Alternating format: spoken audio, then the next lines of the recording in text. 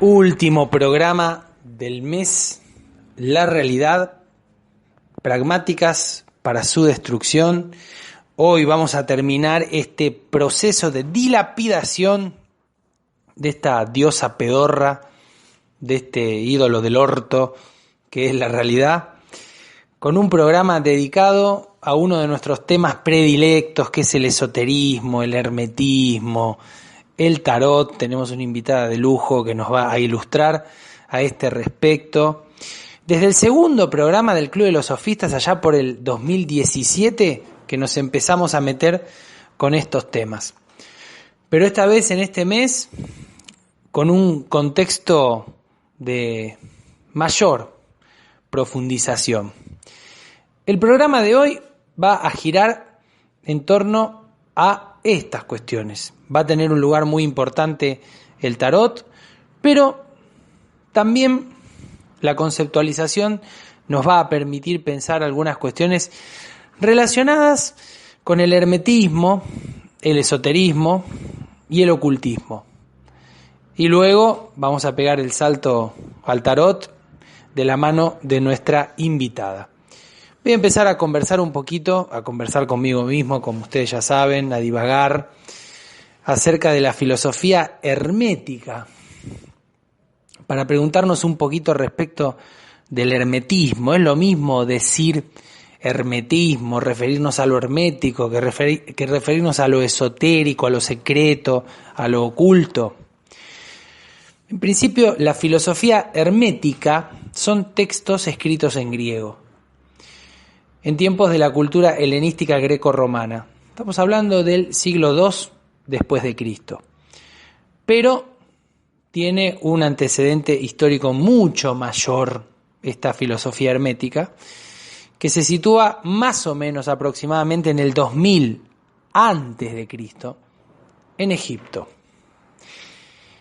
En tiempos de la invasión de los Hicsos, los sacerdotes se recluyeron para proteger los conocimientos de Hermes. Hemos nombrado a Hermes en estos años muchas veces. De hecho, siempre comento que yo soy discípulo de Hermes y discípulo de Dionisio, en partes iguales, discípulo del misterio y discípulo de lo orgiástico. Pero Hermes, el 3 veces grande, esta es la significación de Trismegisto, el 3 veces grande, es el nombre griego que recibe un misterioso dios que ya los egipcios conocían y rendían tributo. En el caso de los egipcios lo llamaban Tot, ese era su nombre. Había una expresión latina también, porque luego con la alquimia se recupera bastante la tradición hermética. Una expresión en latín decía que es Mercurius ter maximum. Por eso los alquimistas asociaban a Hermes con el elemento mercurial. Remitimos a los oyentes que estén interesados en alquimia, no al libro pedorro espantoso e imperdonable de Paulo Coelho, el alquimista, sino que los remitimos a nuestro programa que está en iVoox, La Serpiente de los Sueños, una divagación que di respecto de la alquimia y los sueños. Pero en realidad me fui un poco por las ramas, porque iba a hablar un poco de Tot. Tot, que es el equivalente egipcio de Hermes, está asociado con la creación de la escritura, de las ciencias y de las artes. Y está asociado también con la diosa Luna. Tot, para los egipcios, era el iniciador. Palabra importante para este programa. La iniciación, lo iniciático. Alrededor de esta figura se guardaron secretos de filosofía, de magia, de numerología, de cosmología. Antes de los griegos, decir filosofía quizás sea un anacronismo. Filosofía, conocimiento. Hermes o Tot se asocia con la intermediación o con un factor de intermediación entre los dioses y los hombres. Pero evidentemente, si uno piensa en cómo se fueron mitologizando muchos personajes, quizás Thoth ha existido. No tenemos ninguna información al respecto, pero así funciona la memoria mítica. La memoria mítica va deificando, va construyendo dioses y héroes, va logrando que la posteridad recuerde como inmortales a hombres de condición mortal. Pero bueno, esta es una idea que tiro al pasar, ¿no?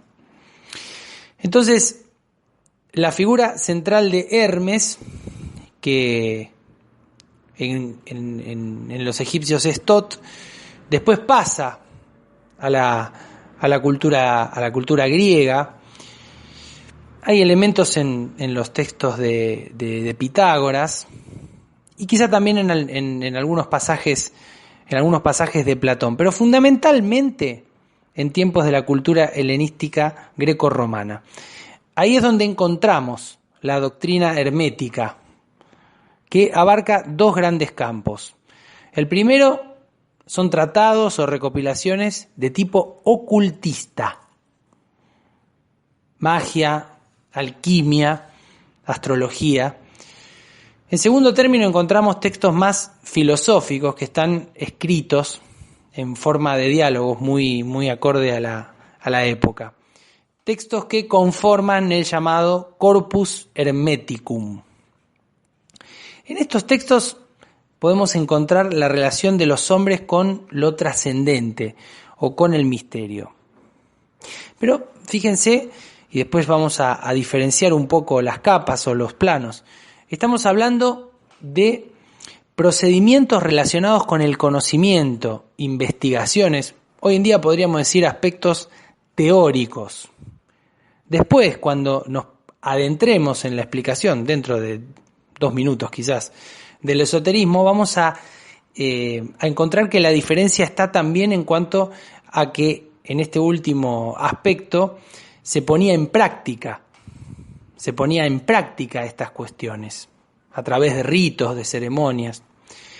Los textos herméticos fueron muy poco conocidos en la Edad Media, pero luego fueron rescatados e impulsados en el Renacimiento, que fue un gran período en términos de sincretismo y en términos de primavera, por decirlo con una metáfora, del misterio. Y ahí se traduce el Corpus Hermeticum. La diferencia con el esoterismo no es necesariamente sustantiva. Hay mucha cercanía, La palabra esoterismo proviene del griego esoterikos, con K, que significa interior. Y el esoterismo se forma en los espacios de los cultos mistéricos, por ejemplo, en las sectas gnósticas, en los cabalistas, y se apunta a una relación mayor con el misterio.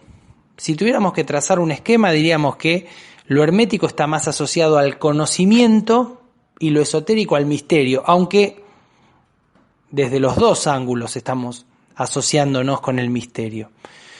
Este misterio es la intuición o presencia de un secreto en el universo que permanece inaccesible, incluso para los iniciados en este misterio. Al menos en una primera etapa, los iniciados tampoco conocen el misterio. Ya cuando acceden al mismo, permanece secreto para los profanos.